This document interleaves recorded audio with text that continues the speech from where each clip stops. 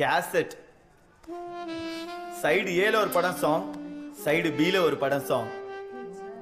உங்களுக்குலாம் ஞாபகம் இருக்கா?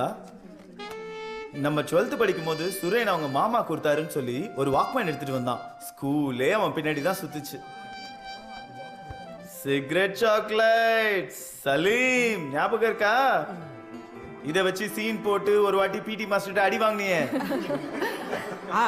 அதெல்லாம் நல்லா ஞாபகம் இருக்கு. நீ ஃபீல் பண்ணிக்கிட்டே அதை வாயில வச்சிடாத. அதுவும் நம்மள மாதிரி எக்ஸ்பீரி ஆகி 10 வருஷம் ஆகுது.